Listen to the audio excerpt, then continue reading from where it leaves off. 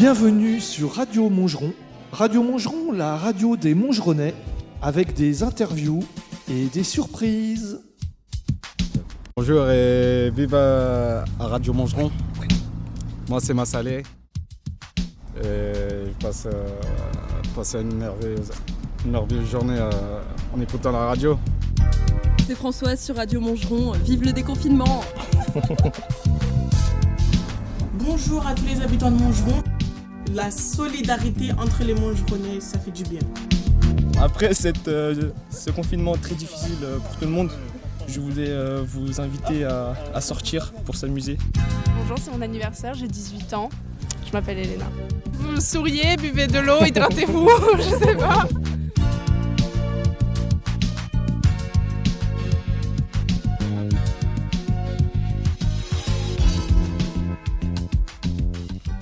Nous recevons aujourd'hui Bruna, dont on va faire le portrait.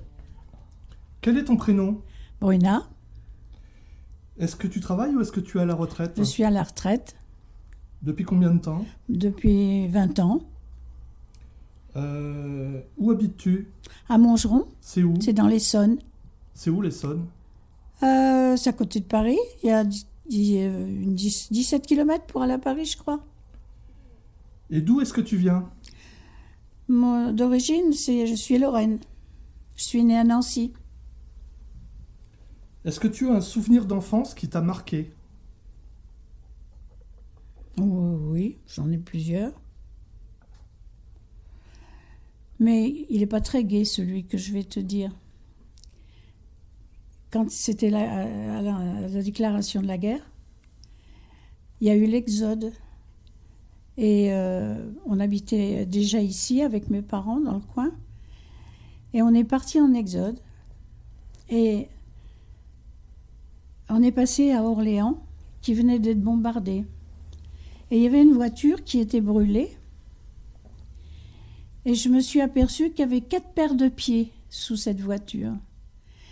Et toi, j'avais 7 ans. Ben, c'est toujours... je peux pas l'oublier, je peux pas oublier cette image. Voilà. Et qu'est-ce qui s'était passé ? Eh bien, je pense que c'était même peut-être pas un bombardement, mais ils avaient été mitraillés. Et ils avaient dû se cacher sous la voiture, certainement. Ça devait peut-être être une famille, ils avaient dû se cacher sous la voiture et la voiture a été touchée. Donc la voiture a brûlé et eux ils avaient peut-être été touchés par des balles ou quoi, j'en sais rien. Et donc il y avait 4 paires de pieds, il y avait 4 morts. Comment se passent tes journées ? Je dis pas très bien parce que bon, on n'est plus confinés, mais on n'a pas tellement envie de sortir. Et je ne supporte pas trop le masque sur le visage. Ça me donne envie de tousser dès que j'ai le masque un moment sur le visage. Donc, j'ai pas tellement envie d'aller me promener. De plus, la maison de l'amitié est fermée. C'est quoi la maison de l'amitié ? C'est une maison municipale où les personnes retraitées peuvent aller. Alors, il y a des cours de couture, il y a de la peinture sur soie, il y a... donc on peut y déjeuner et passer l'après-midi si on veut entre nous, quoi. Et là, du coup, ça a fermé avec le confinement ? Oui, c'est fermé depuis mars. Et ça ne rouvre toujours pas ? Non, parce que comme ça fait restaurant, tant que les restaurants ne pourront pas rouvrir, la maison de l'amitié ne pourra pas rouvrir non plus. On mange bien à la maison de l'amitié ? Oui, on y mangeait bien, oui. Oui, puis on était ensemble. Ne pas manger seul, c'est agréable. Pouvoir bavarder, c'est agréable.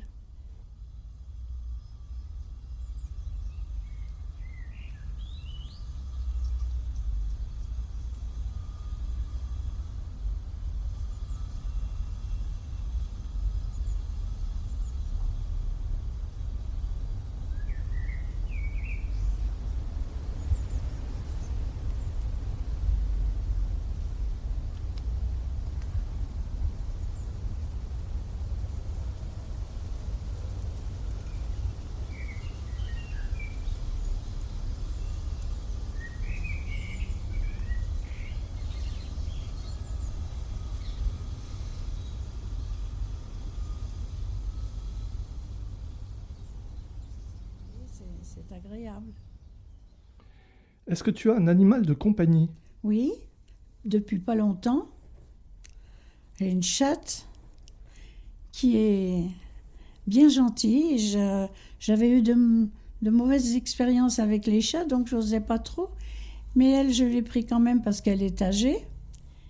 Et donc, elle est très gentille, elle est très câline. Elle s'appelle comment? Zoé. Est-ce que tu as peur de la vie? Ben non. Non. Pourquoi? Ben, je prends comme ça vient. Ce qui doit arriver arrivera. Donc, je peux rien y faire. Pour toi, la vie, c'est quoi?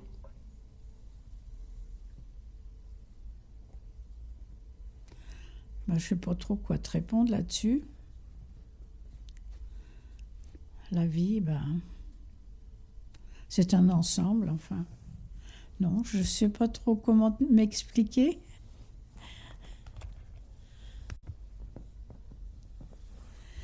La vie, oui, c'est ça, c'est comme ça vient. Puis, bon, j'ai des petits-enfants, j'ai des arrière-petits-enfants. Malheureusement, ils n'habitent pas à côté de moi, donc je ne les vois pas, je les vois pas souvent. Ils sont à plus de 100 km, il y en a qui sont à plus de 100 km, donc je les ai toujours pas vus depuis un bon moment. Et puis, les autres, les parents travaillent, alors c'est pas souvent que je peux les voir. Voilà. Ils travaillent le dimanche, ils travaillent tout le temps, donc les petits-enfants, et les arrière-petits-enfants, je ne les vois pas. Tu as combien d'arrière-petits-enfants? Ici, dans la région, j'en ai 3. Et à Angers, j'en ai 4. Comment vis-tu la ville? Oh, la ville, pas trop bien. Ça m'intéresse pas trop. Je préfère la campagne. Je préfère être dans un jardin que être dans la rue, par exemple. Non, la ville, je la vis pas tellement bien. Mais selon toi, qu'est-ce qu'elle t'apporte, la ville de Montgeron? La ville de Montgeron, comme toutes les villes, je pense. Ouais. Vu mon âge, ça n'apporte plus grand-chose, je trouve. Mais qu'est-ce qu'elle a de particulier, selon toi? La ville, c'est calme. C'est une ville qui est calme. Une ville où il y a quand même pas mal de nature autour, mais il faut y aller, bien sûr. Il y a la forêt de Sénart qui est très belle. Ça, c'est ça. Il y a la forêt de Sénart. Il y a quand même pas mal de nature autour de Montgeron et ça va. Et c'est une ville agréable. Quel bilan fais-tu de ta vie? Ma vie, elle n'a pas été formidable. C'est tout ce que je peux te dire. Tu peux nous développer? Eh bien, j'ai divorcé, puis j'ai fini d'élever un de mes garçons toute seule. Donc, je lui ai peut-être pas apporté tout ce qu'il fallait. Il a manqué d'un père. Donc, ma vie n'a pas été... Je ne peux pas dire que j'étais très heureuse.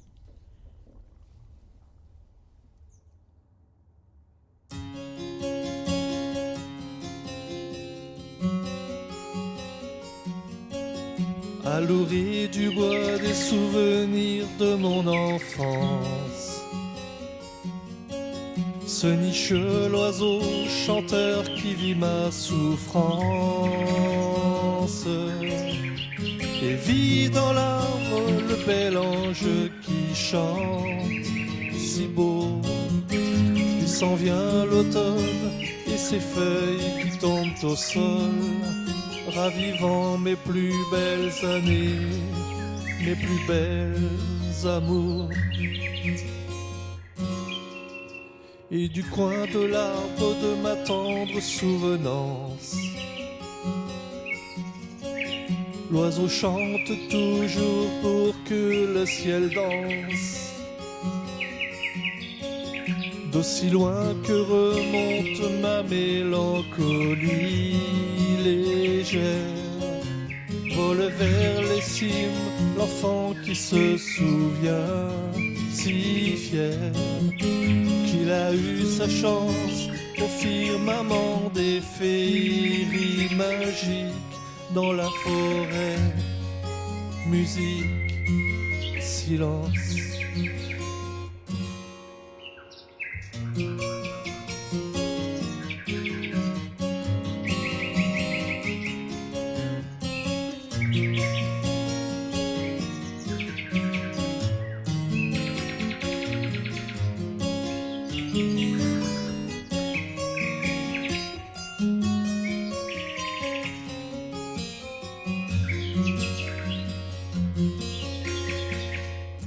Que changerais-tu en ce monde?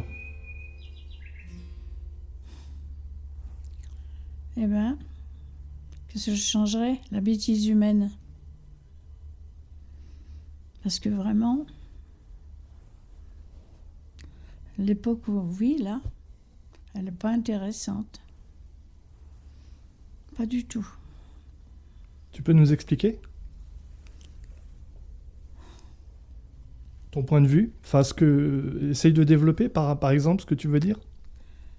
Ben, Qu'est-ce qui n'est pas intéressant, qui n'est pas bien? les hommes politiques, Ils sont méchants. pas qu'ils sont méchants, je les trouve bêtes.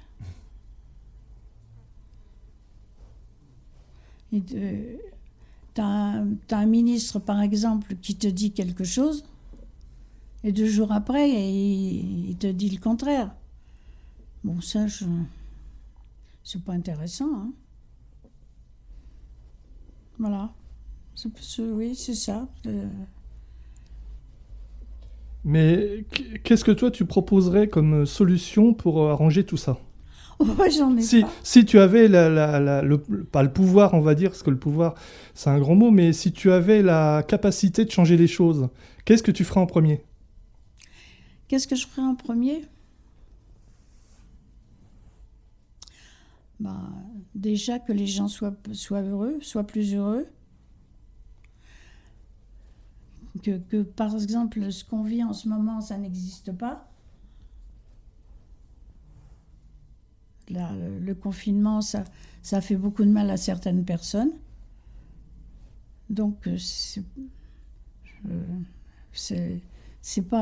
qui arrive, c'est pas bien. Et donc, je vois pas ce qu'on pourrait. Peut-être que les hommes politiques soient plus fermes.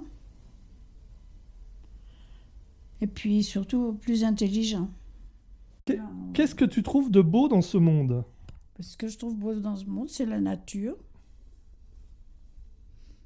Oui, la nature. La nature, puis peut-être que certaines personnes, on trouve des bonnes personnes, on trouve des personnes gentilles, ça c'est beau dans le monde aussi. On ne trouve pas que des gens hargneux. Mais ce qui me plaît le plus au monde, c'est la nature.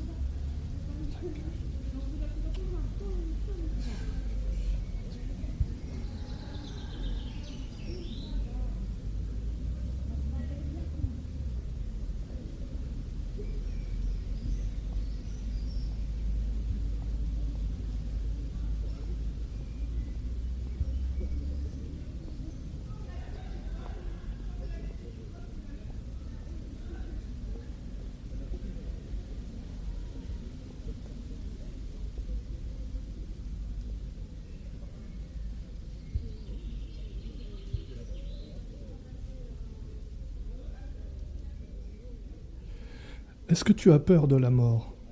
Non. Pourquoi? Bah, comme ça m'a...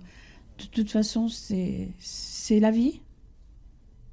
On y arrive tous, on y va tous. Donc, je vois pas pourquoi j'aurais peur. Pour toi, la mort, c'est quoi?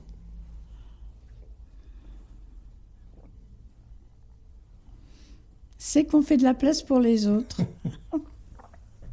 Bonne réponse. Quelles sont tes croyances? Bah, je suis catholique.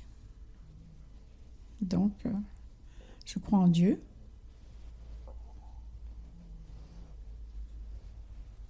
Quelle est ton obscurité, selon toi? Mon obscurité. Alors là, je sais pas quoi te répondre. Hein.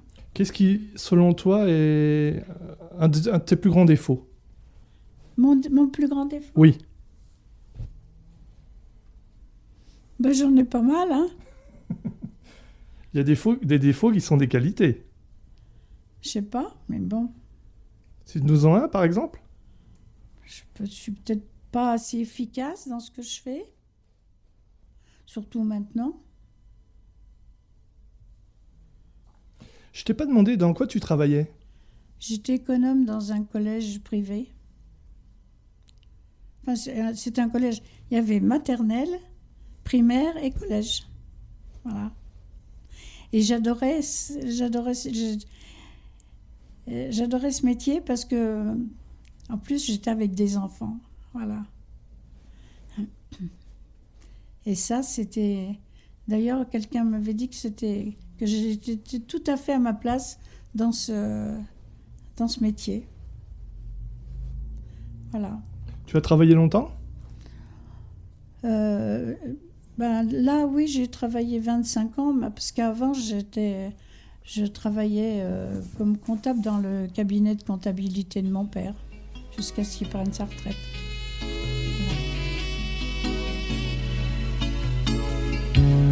Il s'invente des paysages, il voyage toute la nuit, sans soucis et sans bagages, pour oublier son ennui.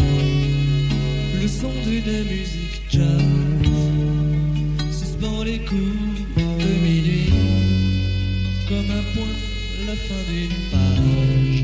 Il voit défiler sa vie. Blues et solitaire, il a le blues et solitaire, comme un marin tout seul en mer. Il a le blues solitaire, blues et solitaire, il a le blues solitaire, comme un marin tout seul en mer.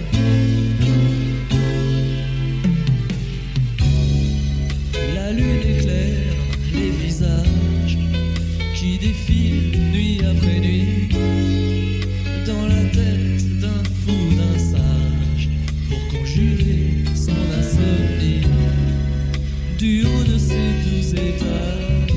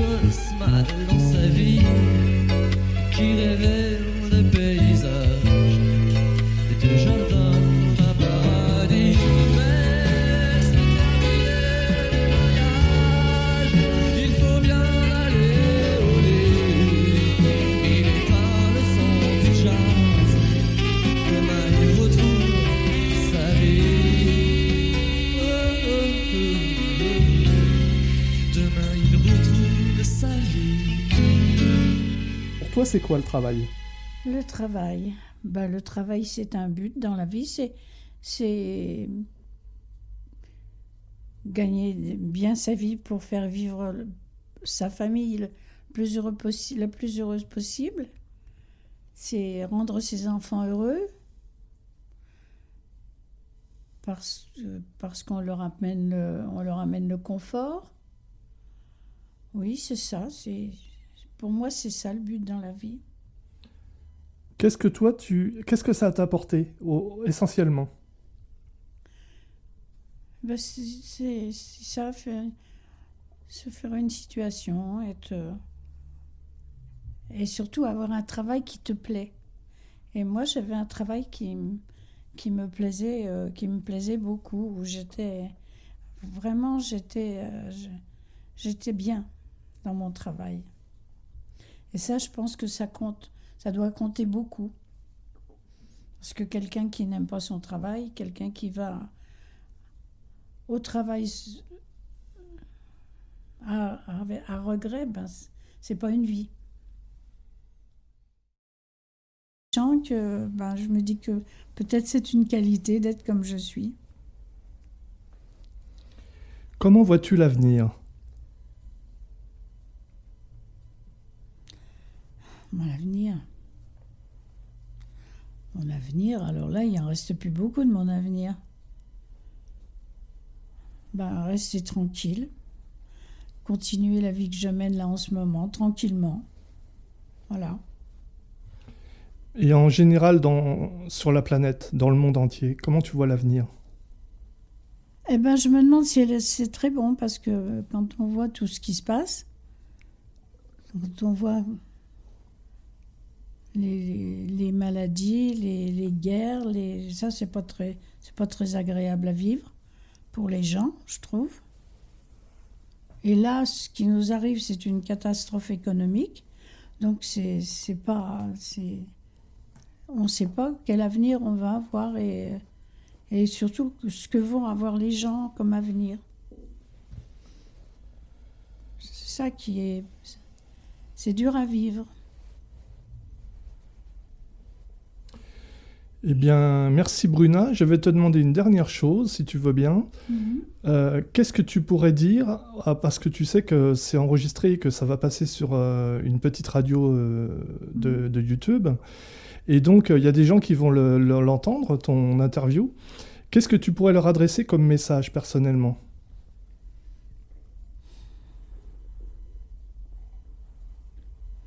Ça, je sais pas. Vivre... Essayer de vivre le plus heureux possible avec ce qu'ils ont.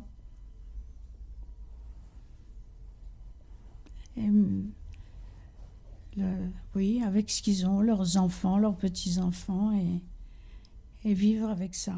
C'est ce qui est de mieux. Eh bien, merci Bruna de nous avoir accordé cette interview et nous te souhaitons une excellente après-midi. Merci. Merci beaucoup. Bonjour et vive à Radio Mangeron. Moi, c'est Massalé. Je passe une merveilleuse journée en écoutant la radio. C'est Françoise sur Radio Mangeron. Vive le déconfinement! Bonjour à tous les habitants de Mangeron. La solidarité entre les Mangeronnais, ça fait du bien. Après ce confinement très difficile pour tout le monde, je voulais vous inviter à sortir pour s'amuser. Bonjour, c'est mon anniversaire, j'ai 18 ans. Je m'appelle Elena. Vous souriez, buvez de l'eau, hydratez-vous, je sais pas.